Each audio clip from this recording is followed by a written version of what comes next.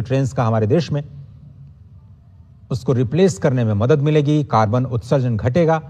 और भारतीय रेलवे ने 2070 से बहुत पहले नेट जीरो का जो लक्ष्य रखा है, उस दिशा में भारत को अब मिल चुका है अपना खुद का मेक इन इंडिया, आत्मनिर्भर भारत को मजबूती प्रदान करने वाला एक ऐसा तंत्र जिसे अब आप जानेंगे हाइड्रोजन ट्रेन के तौर पर।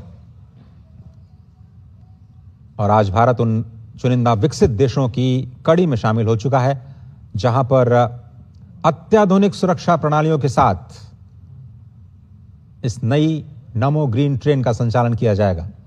आपको बताएं कि इस ट्रेन में कई आधुनिक सुरक्षा प्रणालियां लगाई गई हैं, जैसे कि हाइड्रोजन गैस लीक डिटेक्टर। जैसे ही कोई लीकेज होता है तुरंत डिटेक्ट कर लिया जाएगा उसको।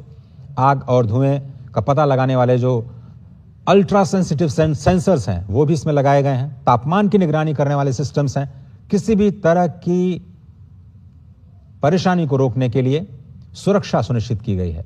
हाइड्रोजन कैसे आती है? तो जींद में पहले से ही ग्रीन हाइड्रोजन उत्पादन संयंत्र स्थापित किया गया है और वहां पर इलेक्ट्रोलाइसिस के जरिए पानी को हाइड्रोजन और ऑक्सीजन में विभाजित किया जाएगा। हाइड्रोजन को इकट्ठा किया जाएगा और उसके बाद हाइड्रोजन टैंक्स में उसको फिल किया जाएगा और उससे ही बिजली बनाई जाएगी, जिससे कि ये ट्रेन चलेगी। इसका जो बाई प्रोडक्ट है वो केवल वाटर वेपर है, यानी केवल पानी की भाप। प्रदूषण बिल्कुल नहीं, जीरो प्रदूषण। ट्रेन में बड़े बड़े हाइड्रोजन टैंक्स, जिनकी तस्वीरें हमने आपको दिखाई। प्रधानमंत्री नरेंद्र मोदी ने इस देश में ग्रीन हाइड्रोजन मिशन की शुरुआत की और उसी के तहत ये हाइड्रोजन पावर्ड ट्रेन आज देश में संचालित की जा रही है। और वर्षों के अनुसंधान, परीक्षण और भारतीय रेलवे के स्वदेशी विकास यानी मेक इन इंडिया का यह परिणाम। इसका उद्देश्य डीजल ट्रेन की तरह जगह एक स्वच्छ, कम प्रदूषण वाला विकल्प विकसित करना है। और इस ट्रेन के मानक जो है वो research design and standard organization RSDO ने तय किए। ट्रेन का निर्माण चेन्नई के इंटीग्रल कोच फैक्ट्री में किया गया और भारत में ही इसे डिजाइन किया गया, भारत में ही विकसित किया गया और यह कंप्लीटली इंडिजिनियस परियोजना के तौर पर हमारे सामने है। तो आज का दिन बहुत ही ऐतिहासिक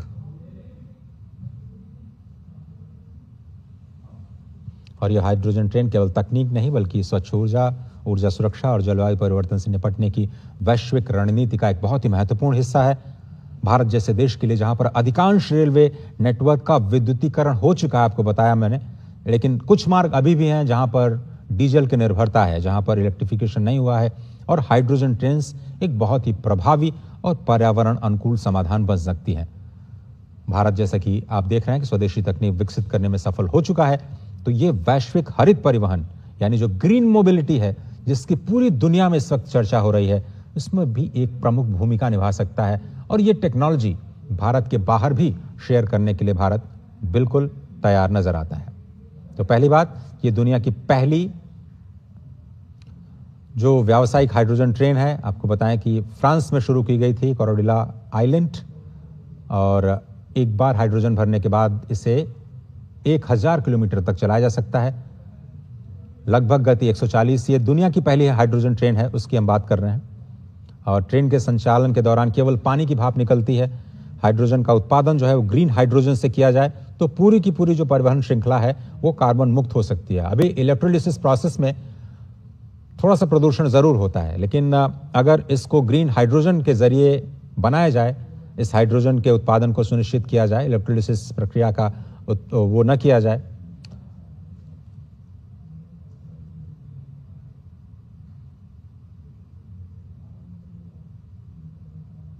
तो ये भारत की जो तकनीक है अपने आप में एक जबरदस्त उदाहरण नमो ग्रीन रेल का। और ग्रीन रेल इसलिए हम कह रहे हैं क्योंकि ये बिल्कुल प्रदूषण मुक्त। बार बार हम आपको ये समझा रहे हैं कि जो शून्य कार्बन उत्सर्जन है, केवल जल वाष्प निकलता है, वही इसकी सबसे बड़ी खासियत है। डीजल का विकल्प है, बहुत कम शोर करता है डीजल इंजन की तुलना में, बहुत ही शांत इसका इंजन है। ऊर्जा दक्षता के मामले में जो फ्यूल सेल है और बैटरी मिलकर के ऊर्जा का बहुत ही बेहतर उपयोग करते हैं। ब्रेकिंग ऊर्जा जो है उसका फिर से उपयोग किया जाता है, यानी रीजनरेटिव ब्रेकिंग से इसकी बैटरी को चार्ज किया जाता है। और तेज रिफ्यूलिंग होती है। बैटरी चार्ज करने की तुलना में हाइड्रोजन फिल करने में बहुत कम समय लगता है। लंबी दूरी के लिए बहुत ही उपयुक्त है। जहां पर विद्युतीकरण व्यावहारिक नहीं है, मिसाल के तौर पर नॉर्थ ईस्ट की बात करें जहां पर इलेक्ट्रिफिकेशन ट्रेन रूट्स का थोड़ा सा मुश्किल है, वहां पर इस तकनीक का इस्तेमाल किया जा सकता है।